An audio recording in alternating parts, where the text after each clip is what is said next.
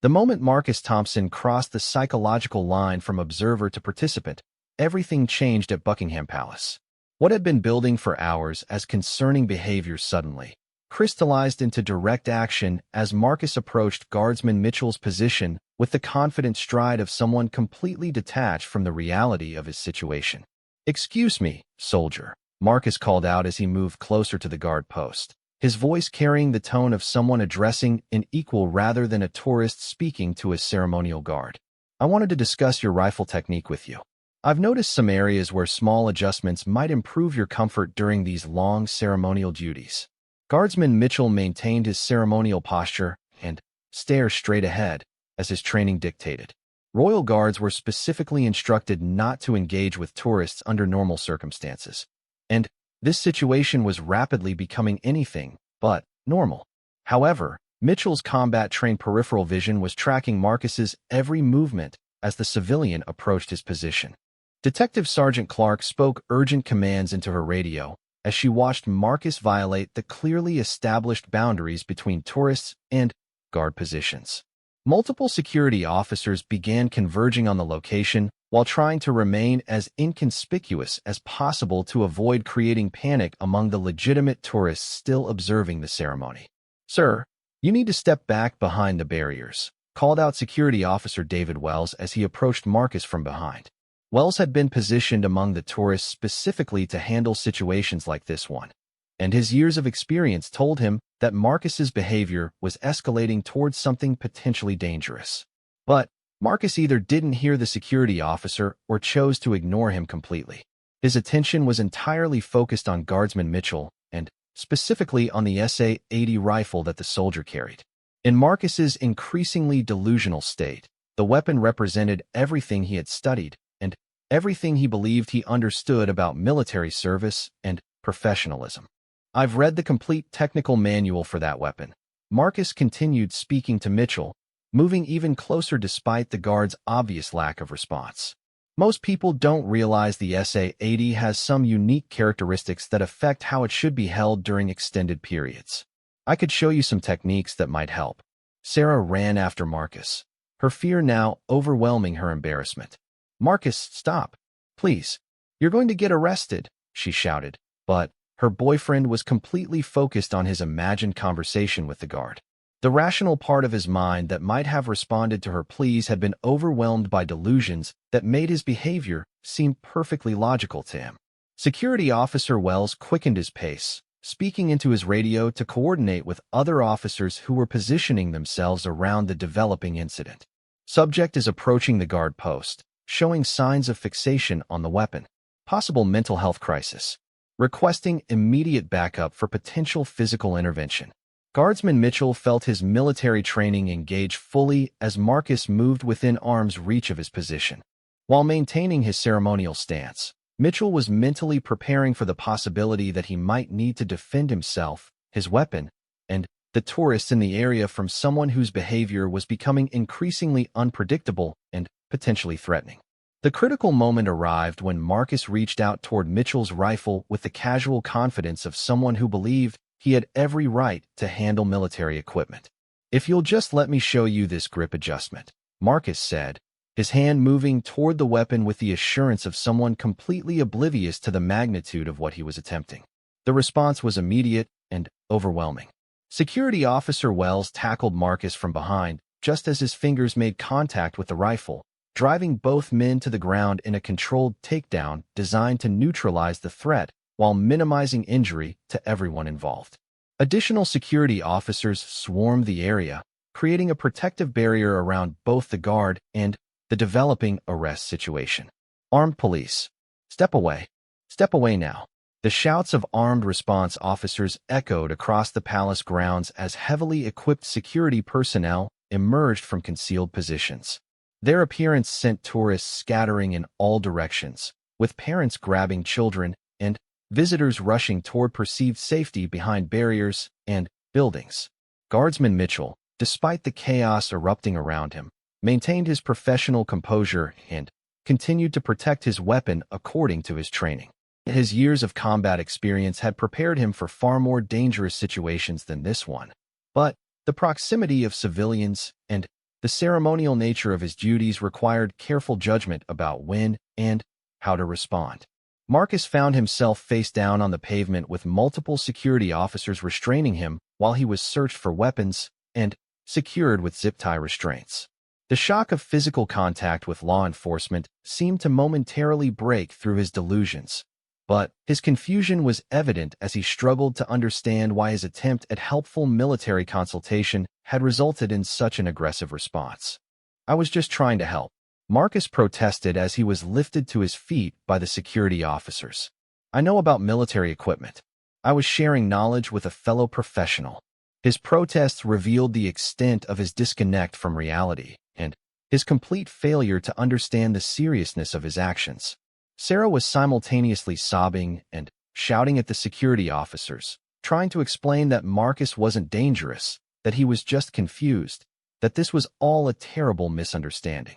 Her distress was genuine and heartbreaking, but it couldn't change the fact that Marcus had committed a serious security breach at one of the most protected locations in Britain. Detective Sergeant Clark took control of the arrest scene while other officers managed the crowd control situation and ensured that Guardsman Mitchell could continue his duties without further interruption.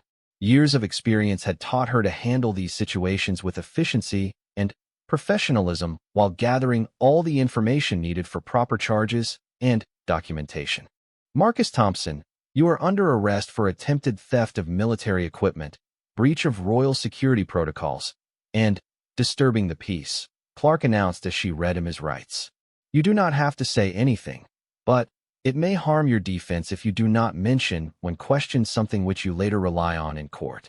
The formal arrest procedures were conducted with careful attention to proper protocol, as any case involving royal security would face intense scrutiny from legal authorities, media outlets, and government officials. Every action taken by security personnel would be reviewed and analyzed, making it crucial that everything was handled according to established procedures.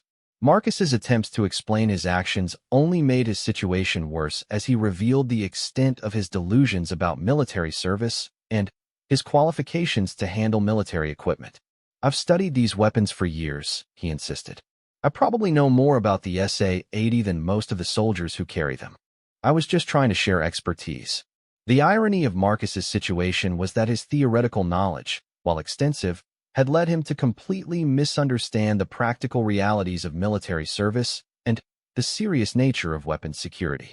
His years of study had given him detailed information about military equipment without providing any understanding of military discipline, protocol, or the gravity of attempting to handle another soldier's weapon. Sarah's attempts to provide character references for Marcus were noted by the investigating officers, but they couldn't change the legal reality of what had occurred. Her explanations about his military hobby and his normally peaceful nature would be relevant for sentencing considerations, but wouldn't affect the charges he was facing for his actions at the palace. The incident was captured by multiple security cameras from various angles, providing clear documentation of Marcus's approach to the guard, his attempt to handle the rifle, and the security response that followed. This footage would become crucial evidence in his prosecution and would also be analyzed to improve security protocols for similar future incidents. Media outlets began reporting on the incident within hours, though initial reports were limited due to security considerations about revealing too many details of palace protection procedures. The story would eventually become a case study in how personal obsessions and mental health issues could lead to serious legal consequences in high-security environments. Marcus was transported to a central London police station for formal booking and questioning. His confused state continued as he struggled to understand how his attempt to demonstrate military knowledge had resulted in serious criminal charges. The gap between his self-perception as a military expert and the legal reality of his actions was a chasm that would prove impossible to bridge. Psychological evaluation would later reveal that Marcus had been experiencing a gradual disconnect from reality over several months, fed by online military forums where his theoretical knowledge had been praised and reinforced without any practical context. His case would become an example of how internet communities could sometimes enable and amplify mental health issues rather than providing the reality checks that face-to-face interactions might offer. Sarah's weekend in London ended with visits to police stations and frantic phone calls to family members and legal aid services.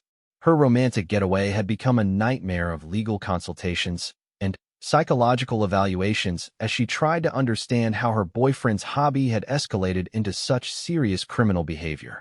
Guardsman Mitchell completed his ceremonial duty that afternoon with characteristic professionalism, though he would later participate in security debriefings about the incident and provide testimony for the legal proceedings. His training had prepared him well for the situation, and his calm response under pressure was noted in commendation reports. The legal consequences for Marcus would be severe and long-lasting. Attempting to seize a weapon from a member of the Royal Guard was treated as a serious national security threat, regardless of his mental state or claimed intentions. The courts would consider his psychological condition in sentencing, but would also need to send a clear message about the consequences of such actions at royal properties. The incident led to reviews of security protocols and procedures for dealing with tourists who showed signs of concerning behavior before escalating to direct action. Marcus faced serious legal consequences and mandatory psychological treatment. Sarah struggled with the trauma of watching her boyfriend's mental breakdown in such a public and dramatic way, and the security services used the incident to improve their protocols for handling similar situations in the future. The sun that had risen on what was supposed to be a peaceful ceremonial day at Buckingham Palace set on a scene that had demonstrated the serious consequences when personal delusions collide with national security priorities. The incident served as a stark reminder that even the most seemingly harmless tourist attractions operate within carefully maintained security frameworks that exist for very serious reasons. The sun reached its peak as Marcus Thompson's behavior took a sharp turn from concerning to alarming. What had started as passionate interest in military ceremony was now manifesting as something far more troubling. Sarah watched helplessly as her boyfriend began pacing back and forth along the palace railings, his muttering becoming more audible and increasingly disconnected from reality. "I could show them proper rifle handling," Marcus said, loud enough for nearby tourists to hear. "Most people don't understand the technical specifications of the SA-80. I've studied the manual, read every technical report. I probably know more about that weapon than half the soldiers carrying them." A family of German tourists standing nearby exchanged worried glances and quietly moved to a different section of the railings. Sarah felt her cheeks burning with embarrassment, but her embarrassment was quickly being overtaken by genuine fear about what Marcus might do next. The Queen's Guard soldier who had become the focus of Marcus's attention maintained his professional composure despite the growing disturbance. Guardsman James Mitchell was a veteran of 2 tours in Afghanistan with the Grenadier Guards before being selected for ceremonial duties at Buckingham Palace. His training had prepared him for many scenarios, but dealing with increasingly erratic members of the public was always one of the more challenging aspects of palace duty. Mitchell had noticed the man in civilian clothes who had been staring at him for hours. Such intense attention from tourists wasn't entirely unusual. Many visitors were fascinated by the guards and their equipment. But this particular individual's behavior was escalating beyond normal tourist curiosity into something that was beginning to trigger Mitchell's professional instincts for potential security concerns. Through his peripheral vision, Mitchell could see the man gesticulating and speaking rapidly to his female companion, who appeared to be trying to calm him down. The woman's body language suggested she was becoming increasingly distressed by her partner's behavior, which only added to Mitchell's growing concern about the situation developing at the palace railings. Marcus's delusions were crystallizing into a specific plan that made perfect sense to his increasingly irrational mind. He was convinced that if he could just demonstrate his knowledge of military procedures and equipment, the guards would recognize him as a fellow professional. In his twisted thinking, this recognition would validate years of study and prove that his theoretical knowledge was just as valuable as their practical experience. "Sarah, you don't understand," Marcus explained with the patient tone of someone addressing a child. "These guys respect expertise. If I can show them that I understand their equipment and procedures, they'll see that I'm not just another tourist. I'm someone who gets it, someone who belongs in their world." Sarah grabbed Marcus's arm with both hands, trying to physically anchor him to reality. "Marcus, please, you're scaring me." We're just tourists here. We came to London for a nice weekend, remember? Let's go back to the hotel, get some rest, maybe have dinner somewhere nice. You're not thinking clearly right now. But Marcus gently but firmly removed her hands from his arm, his attention already returning to the guard and his rifle. In his mind, the weapon represented everything he had studied and dreamed about for years. It was a symbol of military professionalism, of service and honor, of belonging to something greater than himself. The fact that he had never actually served in the military seemed irrelevant compared to his years of dedicated research and study. Other tourists had begun to notice the commotion and were giving Marcus and Sarah a wide berth. Word was quietly spreading through the remaining crowd that someone was behaving strangely near the palace, and people were positioning themselves farther away from the potential disturbance while still trying to maintain their view of the ceremony. Palace security officers, dressed in civilian clothes but easily recognizable to trained eyes, had also taken notice of the developing situation. They positioned themselves strategically around the area, ready to intervene if necessary, but hoping the situation would resolve itself peacefully. Their radios crackled quietly with updates about the increasingly agitated visitor who was causing concern among both tourists and guards. Detective Sergeant Amanda Clark was the senior security officer on duty that afternoon. With 15 years of experience in royal protection, she had seen every type of unusual behavior that tourists and protesters could exhibit. She watched Marcus carefully through practiced eyes, noting his body language, his verbal escalation, and, most importantly, his intense fixation on the armed guard. Clark had dealt with military enthusiasts before, people who became overly excited about the ceremonial aspects of palace life.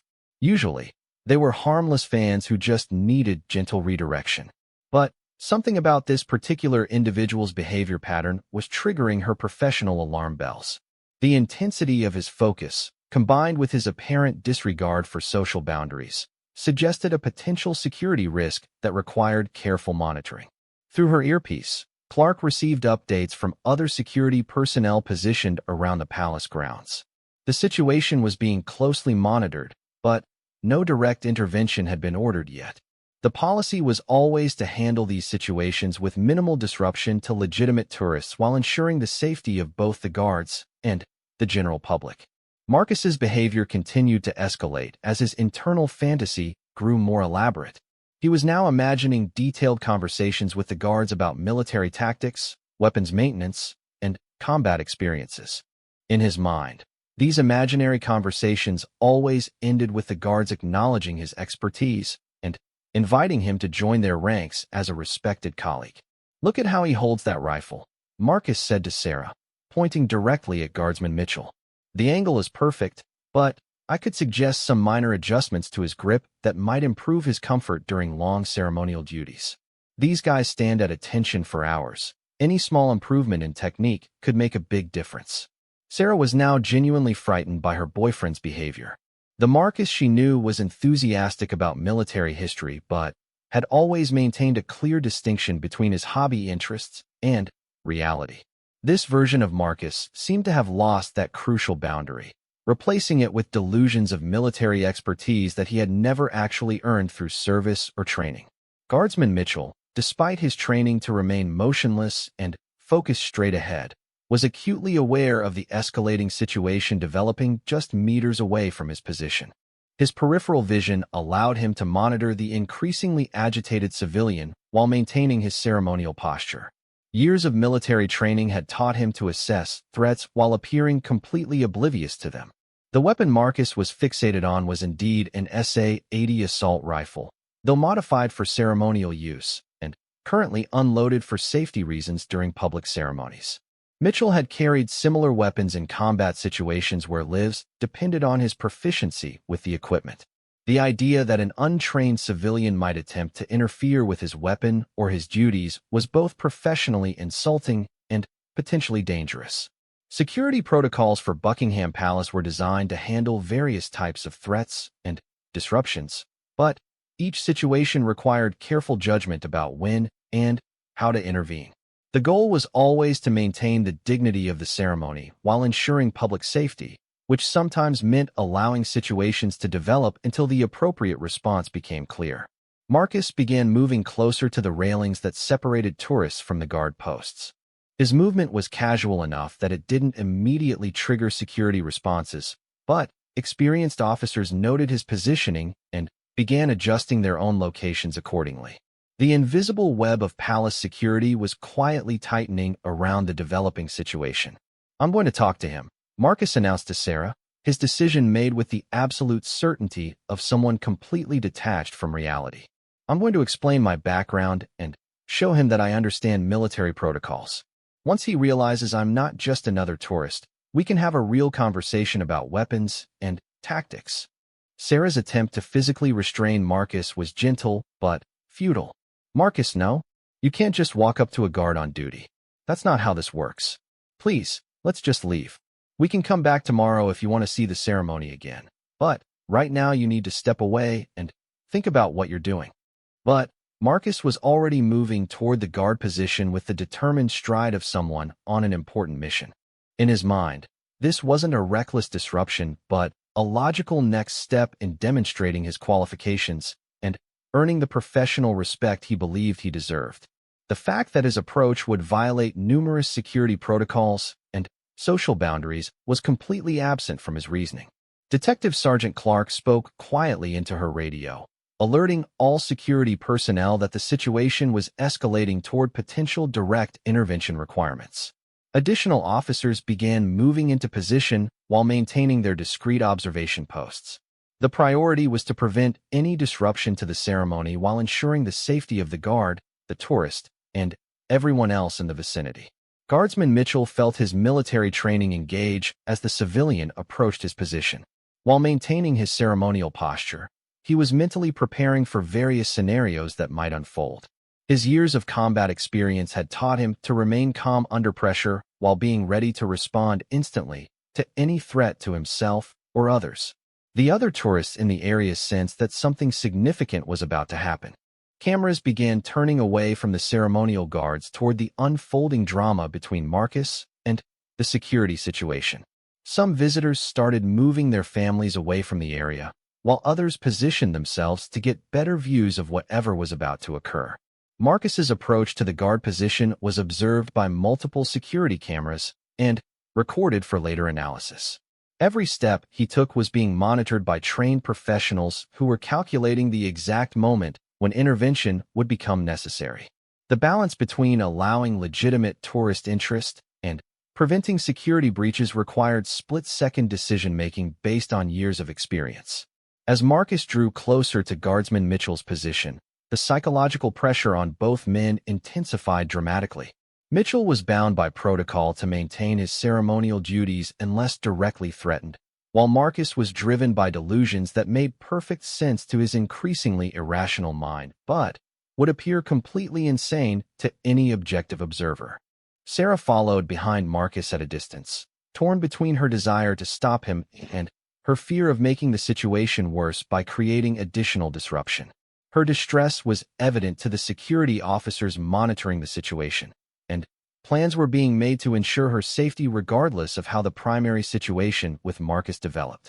The afternoon sun continued to shine on Buckingham Palace as centuries of tradition and protocol prepared to collide with one man's dangerous misconceptions about military service, personal qualifications, and appropriate behavior in one of the most secure locations in London. What would happen in the next few minutes would test everyone's training, judgment, and professional capabilities in ways that none of them had experienced before.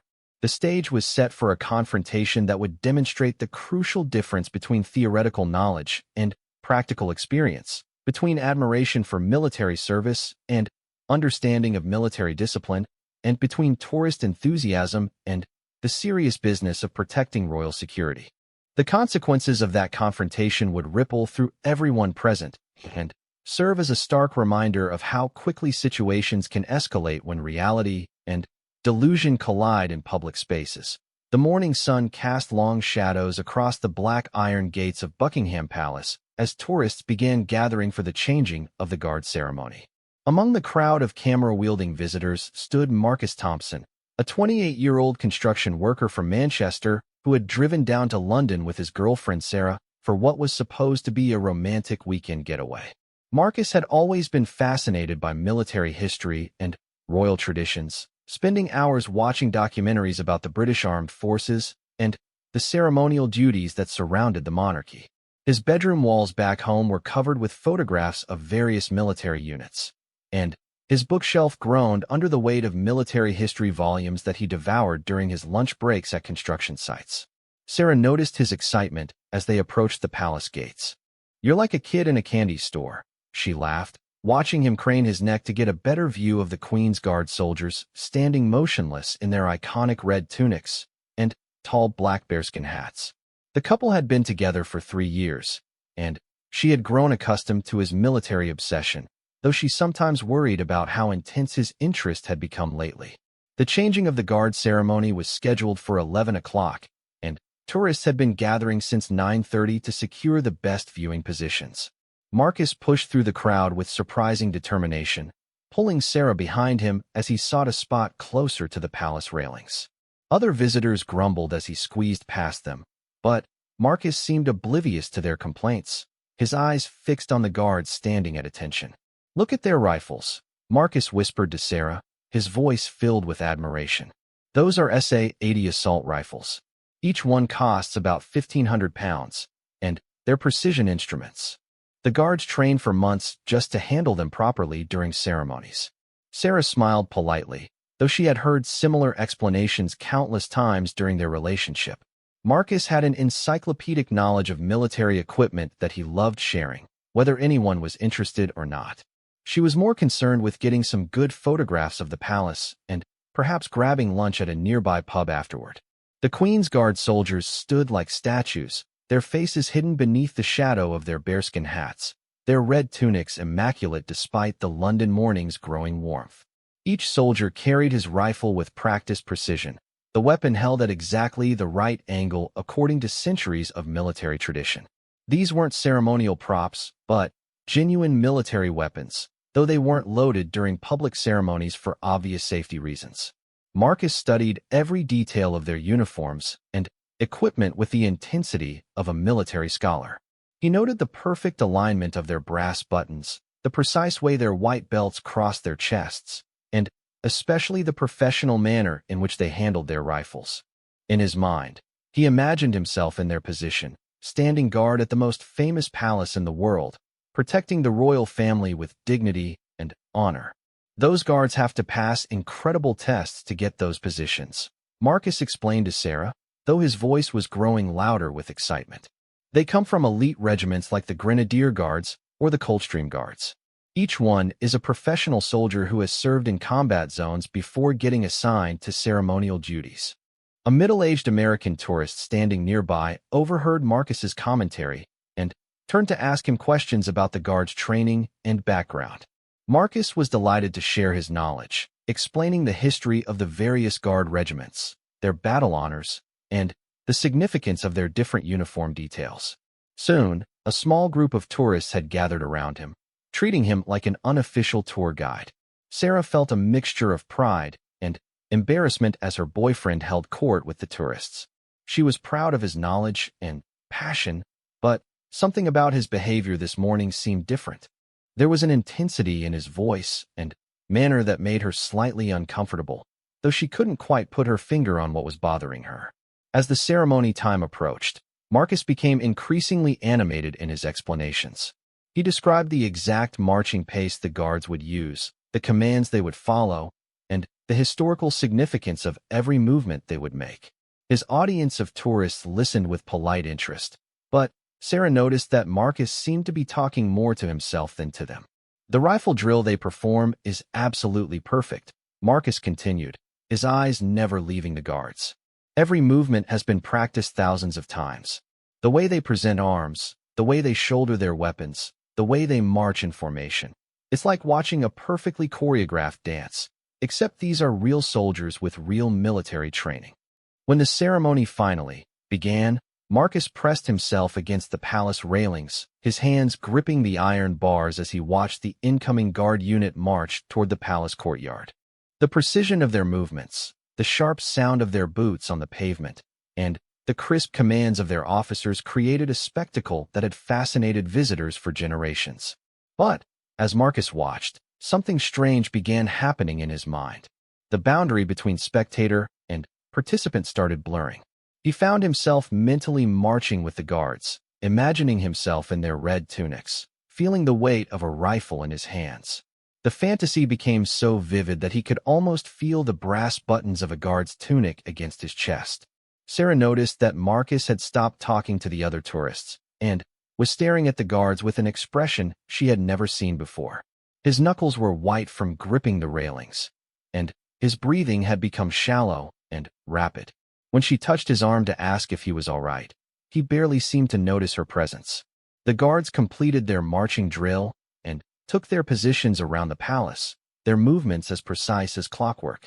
Marcus watched one particular guard take his position near the palace gate, noting every detail of how the soldier held his rifle, how he stood at attention, and how he maintained his military bearing despite the hundreds of tourists pointing cameras at him. "That could be me," Marcus whispered, so quietly that even Sarah barely heard him. "I could do that job. I could stand guard at the palace." The crowd began to disperse as the ceremony concluded, but Marcus remained pressed against the railings, his eyes fixed on the guard who had taken position near the gate. Other tourists moved away to explore other parts of London or grab lunch, but Marcus seemed rooted in place, as if he were studying for an exam he planned to take later. Sarah tried to engage him in conversation about where they should go next, suggesting they visit Westminster Abbey or take a boat ride on the Thames. But Marcus responded with distracted grunts, his attention completely absorbed by the guard and his rifle. The weapon seemed to fascinate him more than anything else about the ceremony. "Marcus, are you feeling all right?" Sarah asked, genuine concern creeping into her voice. "You seem a bit intense today." "I'm fine," he replied curtly, though he didn't look away from the guard. "I'm just appreciating the professionalism. These guys are the real deal, not weekend warriors or ceremonial soldiers. They're combat veterans doing one of the most honored jobs in the British military." As the morning wore on and the tourist crowd thinned, Marcus's behavior became increasingly fixated. He began making comments about how he could improve the guard's positioning, how he would handle the ceremonial duties differently, and how his own military knowledge qualified him to understand their role better than most people. The problem was that Marcus had never actually served in any military capacity. His knowledge came entirely from books, documentaries, and internet research. But, in his mind, years of study had given him expertise that he believed was equivalent to actual military training. This delusion had been growing stronger over the past few months, fed by online military forums where he presented himself as more knowledgeable than he actually was. Sarah was becoming genuinely worried about her boyfriend's behavior.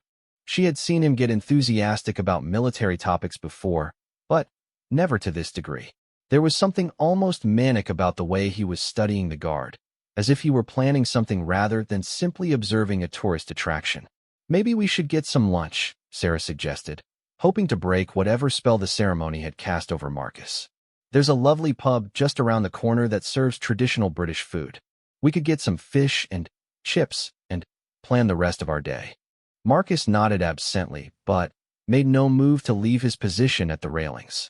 The guard he had been watching remained at his post, maintaining perfect military posture despite the attention he was receiving from the remaining tourists. His rifle was held at precisely the correct angle, and his eyes stared straight ahead with professional focus. In Marcus's increasingly confused mind, a dangerous idea was beginning to form. He started thinking about what would happen if he could somehow demonstrate his own military knowledge and capabilities. What if he could show these professional soldiers that he understood their training and their equipment? What if he could prove that his years of study had given him insights that even they might not have considered? The rational part of his mind knew these thoughts were inappropriate, but that rational voice was becoming quieter as his fixation grew stronger. He began imagining scenarios where he might interact with the guards in some meaningful way, where he might demonstrate his expertise and earn their professional respect. Sarah noticed that Marcus was muttering to himself now, though she couldn't make out the words.